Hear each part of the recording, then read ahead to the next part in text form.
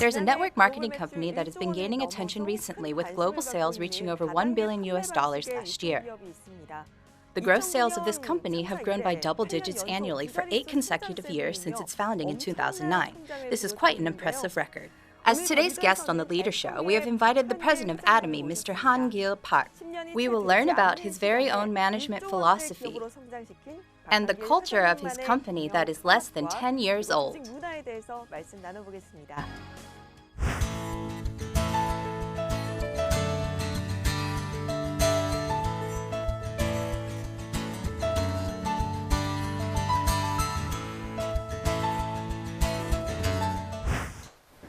We welcome President Han-gil Park of Atomy to our show.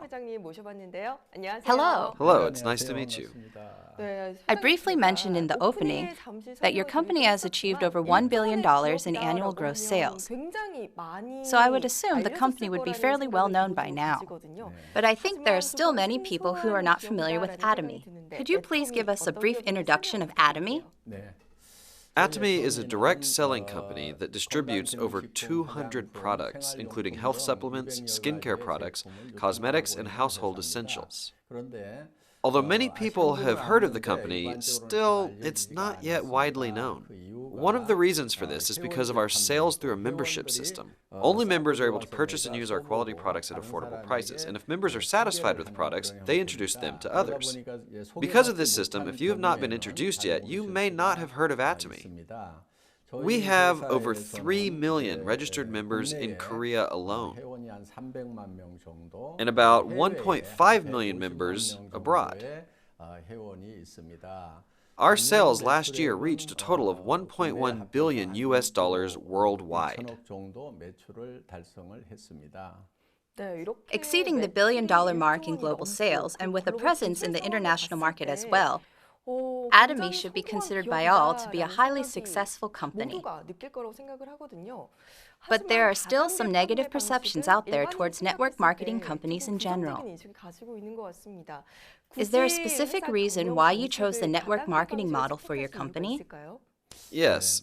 I am very much aware that people do not always have a positive view of network marketing. And at the very beginning, even my wife tried to talk me out of it, asking, "Why network marketing?" However, I had my own strong convictions about the network marketing model. If you look at the fundamental principles of network marketing, it is about acquiring quality products that I need at good prices, and after using those products and seeing the value in them, I would then introduce those products to other people around me. And if those people like the products, they will pass them on yet to other people, resulting in a kind of chain effect of purchasing and introducing. In this way, network marketing has the potential to be a very successful model in the distribution industry, creating many loyal consumer groups. So theoretically, there is no problem with this model, but if network marketing still has a bad reputation, it's because of scams in the past, such as pyramid schemes, which are something completely different from network marketing. Those involved in these illicit activities have deceived many innocent people. And when news of these illegal scams ends up going public, they are often collectively referred to as network marketing sales. Therefore, many people have this negative perception of network marketing since they mistakenly relate it to those illegal pyramid schemes. All network marketing companies are cons. People think network marketing and pyramid schemes are all the same and that they are both fraudulent and deceitful. This is untrue. And this is why the negative image of network marketing companies persists. Another reason for this negative perception is that even though it is perfectly legal, many network marketing companies tend to excessively mark up their products. People think that this is because the price includes the sales allowance paid to the members. In any case, expensive products can be quite a burden on consumers. So some network marketing companies are often reproached for overpricing their products and burdening their members, which is also an influencing factor that's contributed to the negative image of the network marketing industry. But if you simply follow the fundamental principles of network marketing, it can provide a valuable marketing channel for the manufacturers, as well as an effective way for consumers to acquire quality products at good prices. I had confidence that we could create such a healthy distribution channel. So I specifically chose the network marketing model to test out and prove my ideas. Fortunately, those who have used our Atomy products can attest to the product's quality and affordability. Just as I had intended, from the very beginning. I believe this is the reason that Atomy has been able to grow steadily to this day. It sounds like you built the company on the belief that as long as you sell great quality products at affordable prices and keep to the principles of network marketing, you will have high success as a distribution company. After looking at some data, I see that Atomy has grown by double digits every year for the past 8 years since its founding. What would you say is the secret behind such a rapid growth? I don't think there's really any special secret. We are simply staying true to the principles of distribution. Even though it seems like the world is a complicated place, I think the principles that govern it are really fairly simple. I believe that selling high-quality products at good prices is the key to distribution. At Atomy, we therefore begin by selecting absolutely high-quality products. We call this absolute quality. And we sell this quality at a price that no one can match. We call this absolute price. So you can say that the secret is establishing the principle, selling absolutely high-quality products at an absolutely good price, and sticking to this principle to the utmost. As you mentioned, the key to distribution is selling good products at a good price. It seems to me that consumers' trust is the most important factor. Yes, that's right. As you've just mentioned, the secret to Atomy's rapid growth is the consumer's faith in your quality products. And during the company introduction earlier, you also mentioned that Atomy distributes a wide variety of products from household essentials to home goods and even skincare and cosmetics.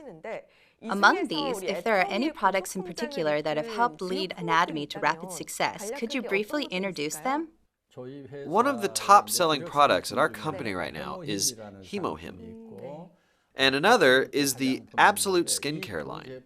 Both of these products were a result of a government-funded research project that was headed by the Korean Atomic Energy Research Institute. The sales of Hemohim exceeded $150 million last year, and the Absolute Skincare line brings in over $100 million in sales every year. These are our two main leading products. In addition, Atomy's toothbrush and toothpaste are also very popular products. Our toothbrushes are said to be sold at a rate of almost one toothbrush per second. We sold about 27 million toothbrushes last year. And as for our toothpaste, we have sold about 100 million tubes of them to date. $150 million a year and over 100 million sold. These are outstanding figures. I actually did some research on Atomy for this show. And one thing that stood out to me was how Atomy focuses on a win-win relationship with its partnering companies. What kind of efforts have you been making to cooperate and grow together with your business partners? We adhere to a principle that we have established since our founding, which is a one product, one partner principle. This principle means that we only partner with one company per product. Thus, our partner company can manufacture products without worrying about who will be buying what they make. And unless our partner is dishonest with us, we would never switch to a different supplier.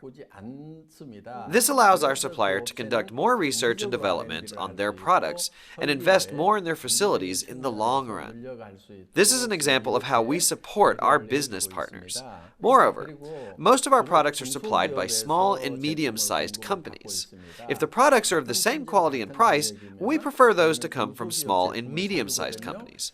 In most cases, however, these companies have a lack of capital. They are short on money. In order to help relieve some of their financial difficulties, as long as the products we order arrive at our warehouses, we pay them in cash within 1 week of arrival, even before we start to sell those products. We pay cash, not with promissory notes or anything else. Many partner companies have said this payment policy was a big help in operating their businesses. I also say to them, if you have to go to the bank to borrow money, please come talk to Atomy first.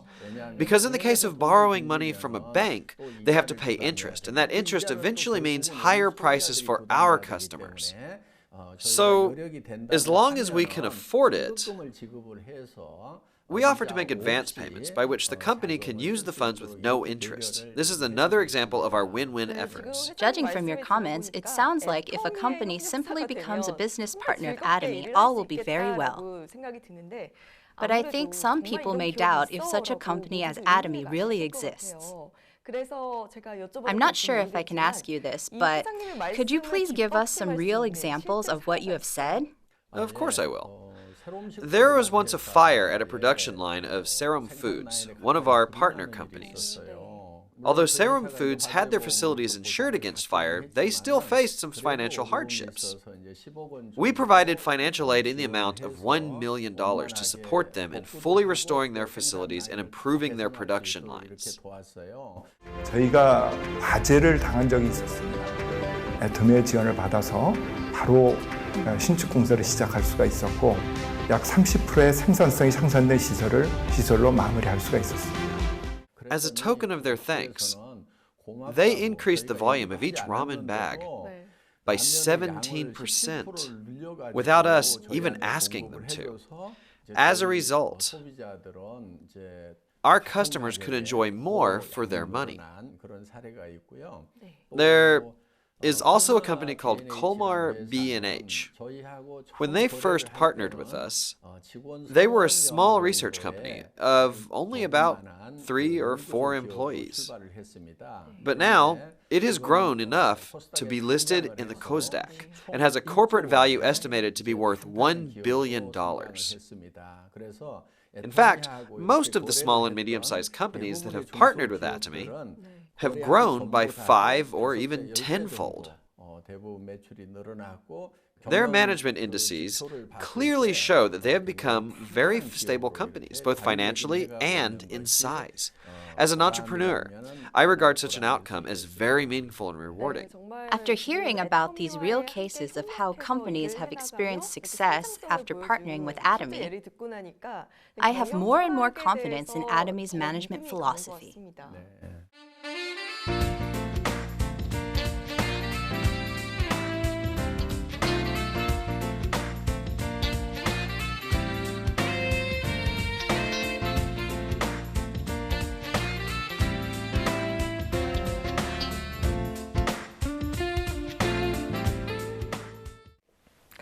Let's continue with Atomy's success story in launching overseas.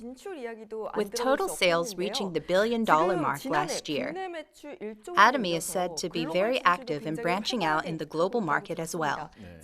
Atomy has expanded into 10 other countries, right? Yes. We have branch offices in 10 countries, including the US, Japan, and Taiwan. And global sales from these locations came to about $200 million last year. This year, we plan to open branches in 3 more countries: Vietnam, Indonesia, and Australia. And we plan to expand into China, India, and Russia by next year. For some of those global branches coming soon, office managers have been recruited and have started working already. They are busy preparing for the new openings. Do you have a goal in mind for your sales and exports? We have consistently been recognized for our outstanding export records. We have been awarded the Export Tower in recognition of $5 million, $10 million, and $30 million of exports, and last year we were awarded the Export Tower for $50 million. This year we're expected to receive the $100 million Export Tower. As of now, our annual sales in Korea are about $1 billion, and in the long run, we expect that our sales overseas will reach about 5 to 10 times that of our domestic sales. So, my heart is filled with anticipation for the future of Atomy's global success. I'm excited that Atomy is expected to be awarded the $100 million Export Tower this year. Atomy will be actively expanding into the global market and continuing to branch out into more and more countries worldwide. Does Atomy have a particular strategy for targeting the global market? Yes. We have something called the GSGS strategy, which is the Global Sourcing Global Sales strategy. We go beyond selling products just made in Korea. If one of our partnering countries has a great product that has high market potential, we will source it. that means that we will purchase that product and not only sell it in Korea, but in all the other countries where we have branches. I suppose you could call this intermediary trade. For example, sandwich seaweed and aroma patches are products that come from Taiwan.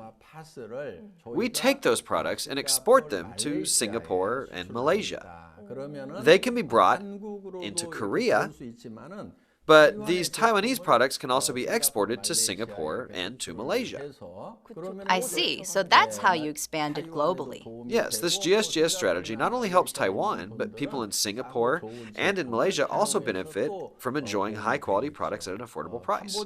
For another example, we purchase pepper that is produced in Cambodia, and we sell it in Korea, as well as in the 10 other countries where Atomy is located. Therefore, from all kinds of products worldwide, we hand-pick and source those that have a competitive edge in quality and price. In other words, we source only products that meet absolute quality, absolute price standards, and we sell those products to other countries. That's why we call it global sourcing, global sales. Our dream is for Atomy to become a worldwide hub of distribution. This is my vision for Atomy.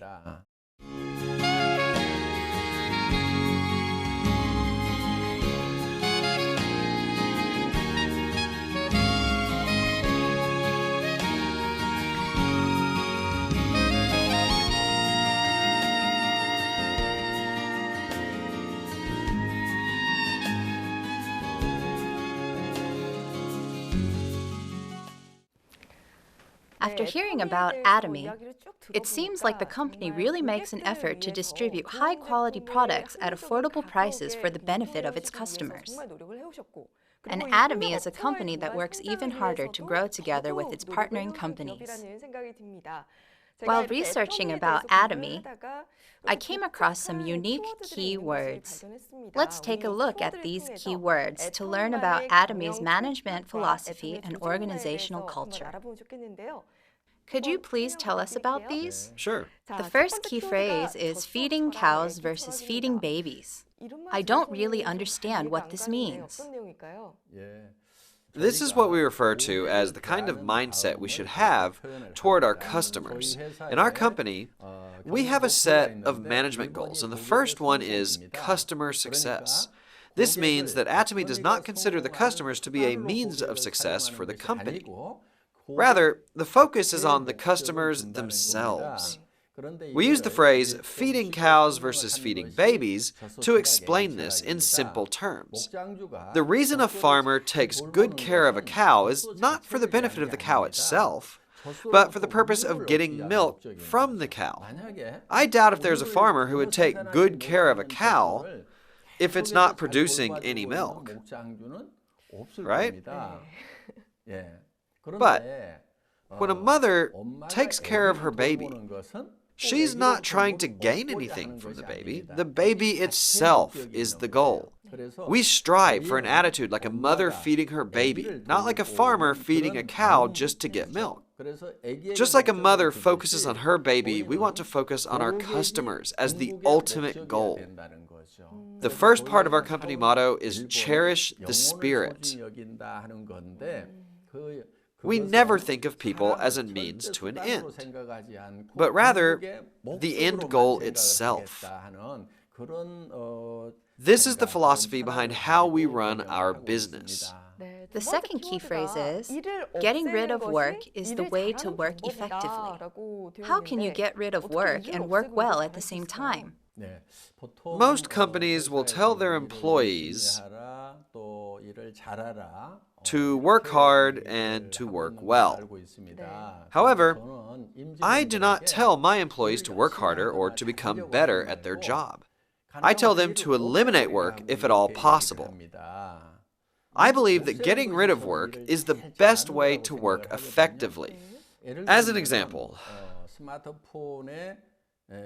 people used to attach the backs of smartphones with screws.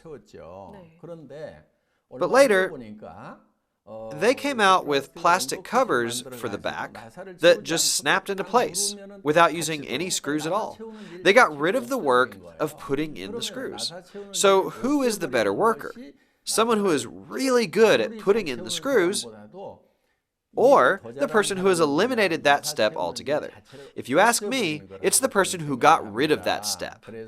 So I challenge my employees to find ways to eliminate unnecessary work, instead of working hard on something that is repetitive or overlapping with something else. Some people who don't really understand this will often ask, but won't I be kicked out of the company if there's no work left to do? I get this question a lot. But here's an example. In the past, it was very hard to do laundry. Women used to have to wash their family's clothes by hand. But now there are washing machines in your house, so the chore of washing clothes by hand has been eliminated. You just throw your clothes in the washer, and the laundry is done with just a press of a button. Does that mean the homemaker should be kicked out of her house? I don't think so. Of course not. In the same way, we never fire our employees. After loading the washing machine, the homemaker can do a number of other things, such as read a book, do something creative, or simply enjoy having some free time. Just like this, my real intent is for our employees to automate their work and do something for the future, such as take part in something creative, something for personal development, or something that just makes them happy. This is what I mean by getting rid of work. From what you're saying, you will never fire your employees, right? But won't the employees just sit around and not get anything done? When people are hired as full-time employees of Atomy, we give them job security until the day they retire. After telling them that I would never fire anyone, even if they didn't do any work at all, a lot of people asked, well, what happens if everyone really just sits around all day playing, just not doing any work? But I believe that people inherently like to work more than they like to play. Of course, there are people who say work is difficult and that they don't like it. But there is a reason behind that. It's because those employees don't have the power to make their own choices and have to follow orders that are assigned from above. They don't like to work because they have to work like a machine in some ways. But if employees are given the power to make their own decisions, they may agree with me that there is nothing more fun than working. That's why if someone joins our company, we don't give them a job description filled with tasks. Instead, we just leave them alone for a little while. I believe it's much more effective for the employees to find work to do on their own initiative and decide to take on specific tasks for themselves. Work shouldn't be something that you dread. I think work should be more fun than play. There is actually something that I'm most curious about. I've heard that employees who play all day also have a role. What kind of role do they play? When managing a company, there is a common practice of firing the bottom 5 to 10% of your workforce every year. This is a management practice from the United States. If you do this, it has the effect of making the employees work really hard so they're not the ones who get fired. But there's a problem with doing things this way. There's a tendency for employees to not cooperate with each other since it comes down to either you or your coworker being fired. You are put into a desperate situation. You should be working together with others at work. But this is impossible because you are competing with them. You have to step over them. Therefore, instead of individual accomplishments through competition, I believe that collaborative achievements through cooperation is much more efficient. Let's say that there's an employee who is not performing very well at all. He doesn't even deserve a paycheck. You will see these kinds of people at work. But we don't fire this person because he actually plays an important role. When the other employees see that even a person like that won't be fired, they will be assured that they can continue with this company for a lifetime as long as it does well. It gives them peace of mind and a mentality of cooperation without competition, as they hope for the company to do well. These are my intentions behind my no firing policy. It sounds like you are creating Atomy to be a company where employees feel secure and grow together by working cooperatively. Yes, I'm trying to create that kind of environment. Theoretically, this sounds like the perfect model. But I wonder if a company policy with so much freedom really leads to results. Yes, the data tells us that it really works. Our employees each produce sales amounting to $7 million every year. So, with a total revenue of $1 billion and only about 130 employees, this is historically unheard of in the distribution industry. Objective data shows that employee productivity per person is very high with Atomy. Atomy really seems to be a very efficient organization when it comes to productivity. I also came across the phrase assistant manager park while reading about Atomy. May I ask, is this your nickname? Yes, some of our employees call me Assistant Manager Park, as well as Mr. Unconquerable or Mr. Fourth Dimension. As for the Assistant Manager Park nickname, I had worked as a salaried employee for over 10 years. So I'm familiar with the workings of a business. I think they call me that because I'm the president who works like an assistant manager. But I've heard they've recently promoted me to manager. Oh, so now you're Manager Park? Let me ask another question to the recently promoted Manager Park. I've heard of a vertical or horizontal organization, but I've never heard of an amoeba organization. What does this mean? In our company, we don't assign or delegate tasks or hold employees to a set of rights, responsibilities, if at all possible. So, when new employees join with our company, instead of putting them to work right away, we give them some time to sit around and observe how the work flows. If they manage to find some work to do, they may become a manager for that particular project. Anybody can become a project manager, regardless of their position in the company. And these project managers are able to recruit anyone in the company to become members on their team. For example, a project manager who is an employee can recruit a director, or even the president like me, to put together a team of members. And when the project is completed, that team dissolves and a new team is formed around a new project. We are fluid, flexible, and can change form like the protoplasm of an amoeba that moves around a nucleus. That's why we call our company an amoeba organization. We are an organic, living community. It must take a lot of guts to recruit you. The president. Someone must have nerves of steel to ask you to be on their team. I'm also curious to hear about the free position system in your company. Does that mean your employees can choose their own titles? Yes, that's right. When you join our company, you have the freedom to decide on the position title that gets printed on your business card. So a new employee can become a manager or even the head of a department. Internally, the position names don't really mean anything. The titles are mostly for external purposes. President Park, I also heard that when you work, you put emphasis on a Hutzpah mindset. What exactly is a Hutzpah mindset? The Hutzpah Mindset can be found in Israel's education philosophy. It means to be bold and brazen and never stop asking questions. If my employees have any questions while working, I strongly encourage them to be audacious and tenacious and constantly ask questions until they understand.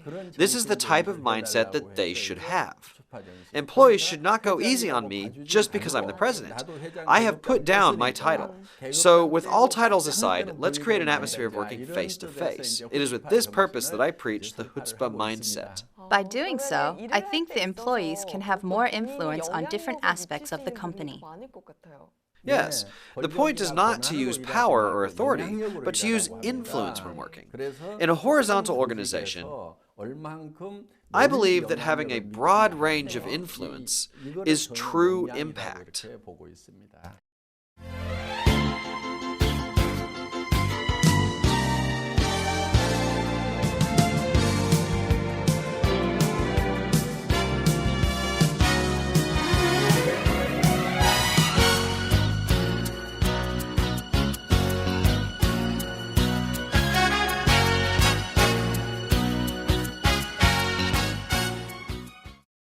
So far, we have found out about President Han-gil Park's management philosophy and the culture of Atomy through various keywords. I heard that Atomy is building a new office building, and the concept of this building is offices within a gym. Could you please share with us your motivation behind this project? Usually, companies tell their employees to work hard and to work a lot. But I tell my employees to try and eliminate work. After you get rid of work, we should play, right? So we're developing a workplace where our employees can play. If they have time to play and enjoy themselves at work, they will be sure to come up with creative new ideas. Wow! After hearing about Atomy's corporate culture, I have to say that it's beyond unique. It is revolutionary. After listening to your talk today, President Park, I get the impression that you are a very smart, influential businessman. Now I'd like to ask you my last question for today. How do you want Atomy to expand moving forward? What are your future aspirations for this company? People call this time period the information age. One characteristic of the information age is that we are flooded with a tremendous amount of information. So, it is very difficult for consumers to discern what information is useful or beneficial to them. It can be very confusing and overwhelming. Atomy wants to be the company that helps consumers with this overload of information and provide just the right products for them at the lowest possible price. A reliable company with products that you can trust and use. Atomy would select the most relevant and beneficial information for its consumers, acting like a kind of shopping curator. This is how I would describe it. We want our customers to simply trust and use our products at Atomy. We strive to become the company where consumers can just buy any of our products and know that these are the best products for them, minus the hassle and information overload.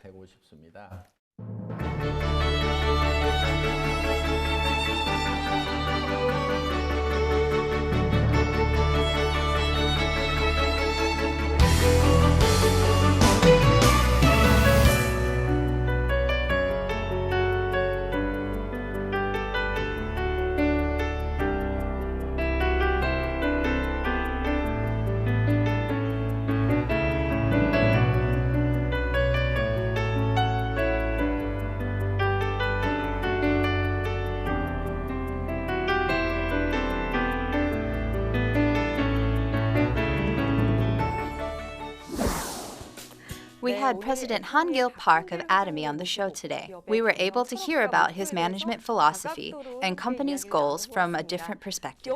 Of course, increasing sales and growing as a global company is important. But what stood out was President Park's great resolve and belief in the importance of winning customers' trust through every effort. We hope for Atomy to become a company loved by many consumers around the world. President Han Gil Park, thank you so much for being with us today.